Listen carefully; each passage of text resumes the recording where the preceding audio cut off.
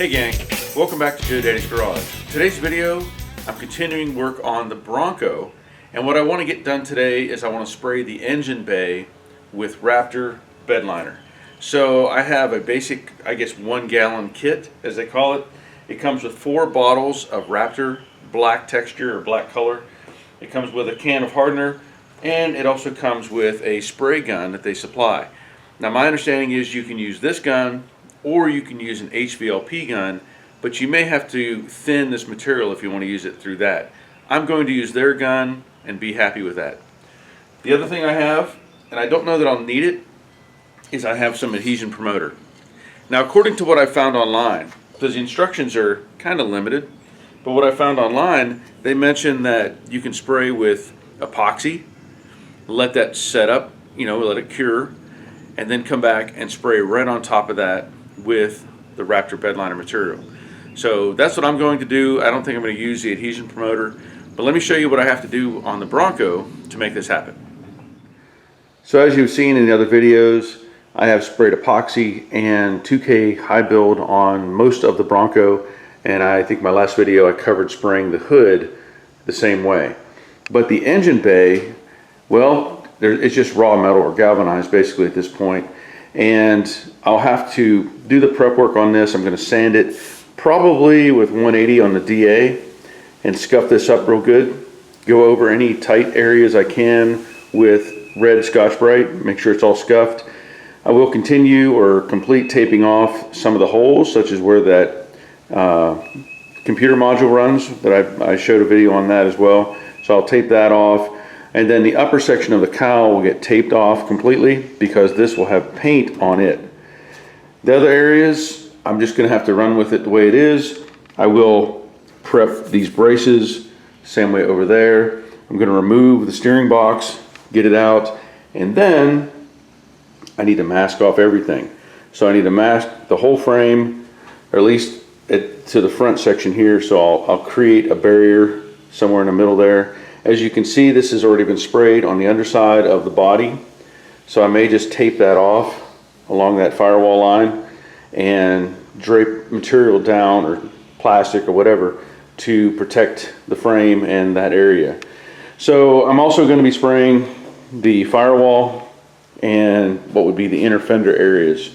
So any of these things that have holes have to be masked off, and I'll have to protect the cowl area. Now the idea with that is I'm going to be painting that, and I'd rather take care of all of this with the Raptor rather than have paint here and then try to spray it and end up with a possible problem. So I think that's the task for today, maybe even today and tomorrow, depending on how things go, and we'll see how far along I can get. So a lot of this will just be, some of this may just be time lapse, because I'm not going to run the camera normal speed to show me removing things and taping stuff off. But that's the goal, so I'm going to get started. So as you saw in the time lapse, I went over basically everything up front here, sanded it, hit it with the red Scotch-Brite, cleaned everything up, and I did add some more tape. I blocked off that port there, and I blocked off these holes that lead into the door area, so I don't want any spray going through those. Mask the back side of these, the air vent, block that off. And I also, it wasn't very difficult, I pulled the spacer blocks out of the front here. They really just came right out. Once I took the bolts, there was just enough tension on them to keep them in place, so that's not a problem. And now the fun part, I say the fun part, I'm going to have to mask everything and get all this covered up as best I can. And I talked about this line here. I'm going to mask that, and just whatever gets, maybe a little bit of overspray or something will be fine, because that's not going to hurt anything at all. Same thing over here. Oh, I also masked off the rocker panels. I don't want to get spray on those, so that'll get all taken care of. Block these off. And that's where it's at. So now I get it all masked up, and we'll take a look at it after that. All right, at this point, I have everything taped off, sanded, wiped down with wax and grease remover.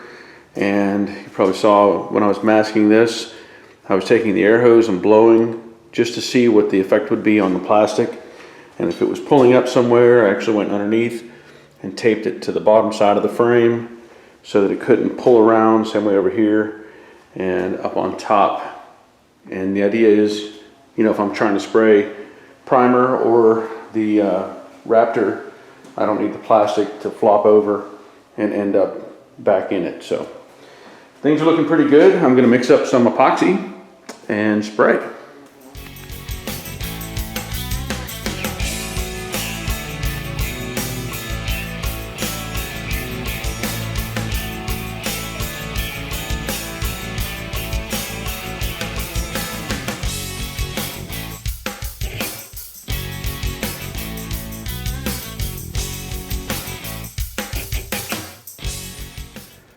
So it's been about an hour, and you know, I'm really liking that spray gun that I talked about. It's doing a good job, and I'm very happy with the results. I did manage to get primer deep into that area. I was concerned with that previously, and also in the other side. So it's all looking good. And now I'm going to mix up the Raptor and spray it. And what I did here is I put some plastic on the floor. I don't know what to expect from overspray. I'm not too worried about it overall, but I'm just going to see if this helps at all. I've seen videos where the people have sprayed this stuff, and some don't have anything. They don't have anything on the floor, and some have everything taped off all the way around the room. So we'll see what happens, but let me show you how I'm going to mix this up. All right, let me share some information with you that I pulled off of the U-Pole website and in watching some of their videos. One instruction tells you to take the hardener and add it to this material by opening this up and then pouring it up to this line. Well, I can tell you that's kind of difficult to look at. You can't really see inside there very well, and you might misjudge how much is actually in there. Another instruction tells you basically take a mixing cup and use 250 milliliters per bottle. Well, if you read the can, it has 32 fluid ounces right there. So 8, 8, 8, 8, right? 8, 16, 24, 32. So simple enough. And if you look at this mixing cup in particular, where it has 8 ounces, it's almost 256 or 250 milliliters. So I'm going to go with the 8 ounces. So that'll be the first part of the process. However, I did see somebody point out that you should shake this up first. Make sure you have that, you know, mixed up in the bottle before you add anything to it. Then add the hardener to it, and then the instructions say to shake that for 2 minutes. I've also seen where people have said, mix up all these and then use them, and you're done. You're ready to go. Okay, that makes sense too. However, I don't know how much I'm actually going to need to do that front end. Some say a 1 gallon kit will do a complete truck bed. So looking at what I have, I don't see that as the same space as a complete truck bed. So I will probably mix up 2 of these and have them ready to go. I've considered mixing the third, but I don't know that I will, and I'm pretty sure I won't need 4. So that's what I'm going to do with those. Probably not going to necessarily film that, but the other part is I'm going to wear this Tyvek suit, coveralls. I'm also going to wear a respirator, and I'm going to put on safety glasses. Somebody commented that you can get back spray basically if you get into a corner, and you could end up with something in your face. You don't want that. And then, of course, gloves. So I will mix this up. I can already smell this is pretty strong. When I opened that up, I could just smell that. So we'll put the respirator on, mix this stuff up, and then we'll go spray. Before we do that, though, I want to point out something on this gun. There are variations to these guns, apparently. There's one that I've seen that has just a straight tube sticking out. This one is adjustable. So if I open up this kit, tells you first thing you need to do is degrease the gun, because apparently there can be some oils or something on this. So you want to degrease the whole thing.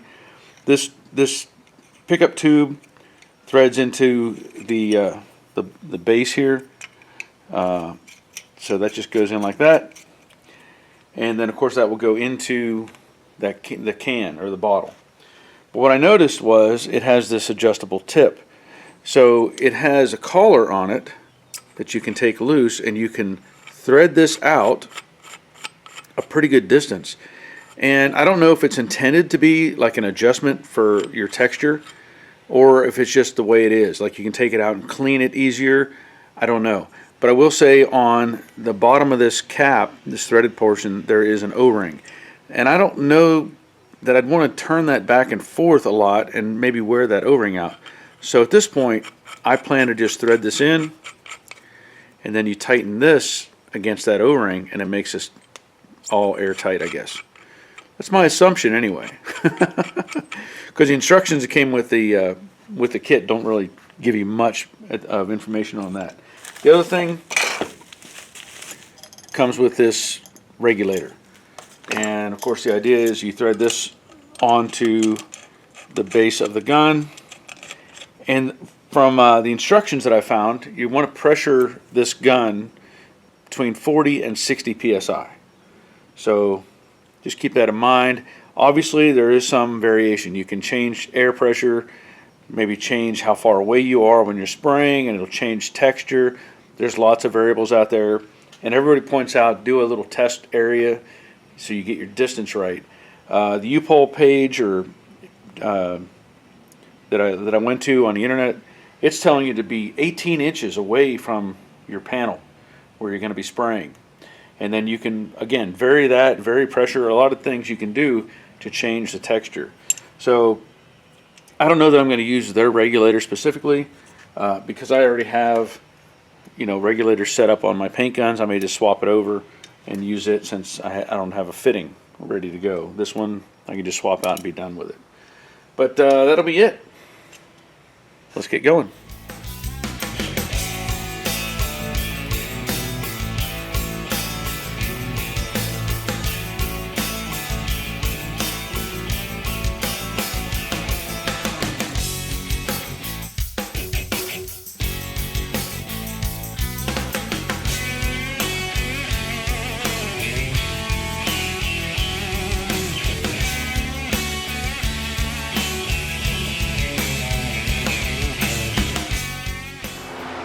Okay, it made a bit more of a mess than I expected.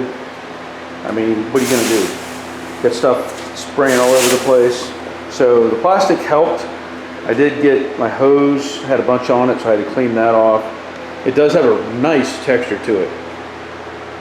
I like the way that looks, gives it a tough, rugged look. And I'm looking forward to unmasking it and moving on to the next step.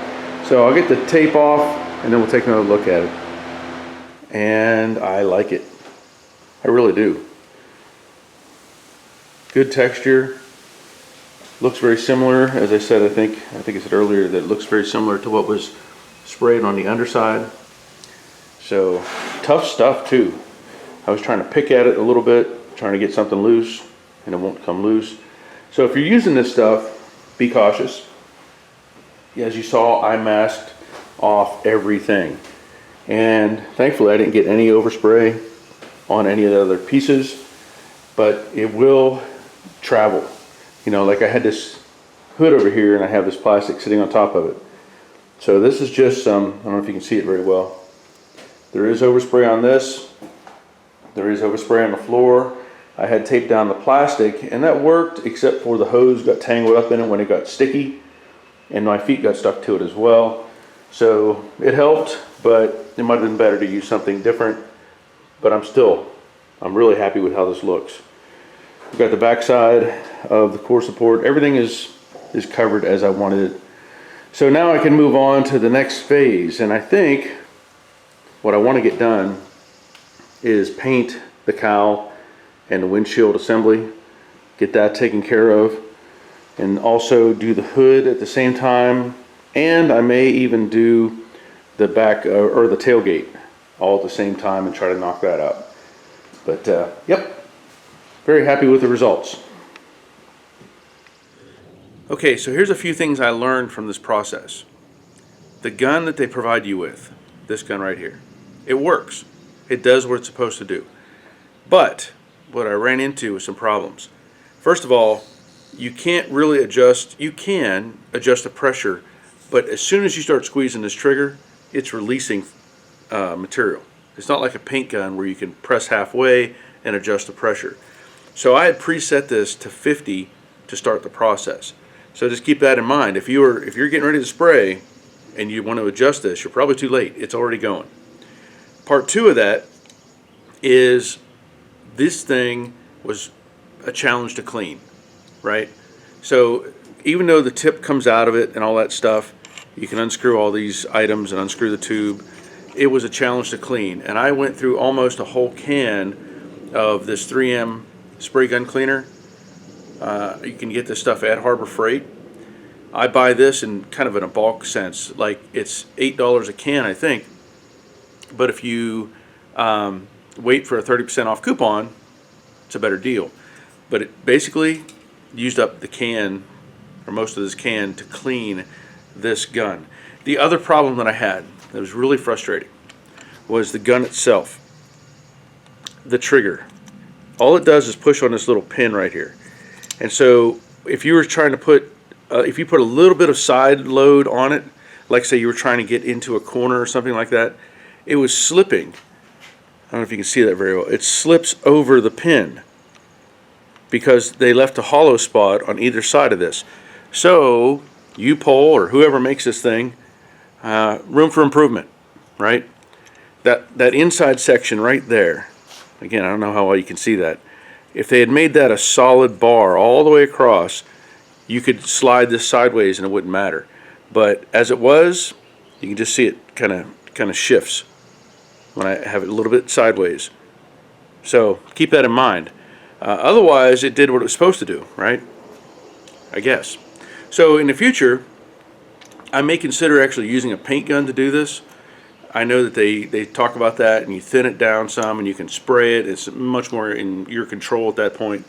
But the gun thing, it does work. Now, I will be doing more paint work to the vehicle, as I mentioned, and later on I will be spraying tintable liner. I'll be doing the same process, but it'll be a tint based, and that'll match, hopefully match close to the factory color that I'm shooting, which is that limestone green. However, that's the end of this video. So again, I want to thank you for watching. I want to thank my patrons who continue to support me. If you would, leave a thumbs up, leave a comment, let me know what you think about this video, any ideas that may be encouraging to others if you're going to be trying this process. You know, if you've done something and you have some tips, maybe share that as well. But that's going to be it. So until next time, take care of yourselves. See ya.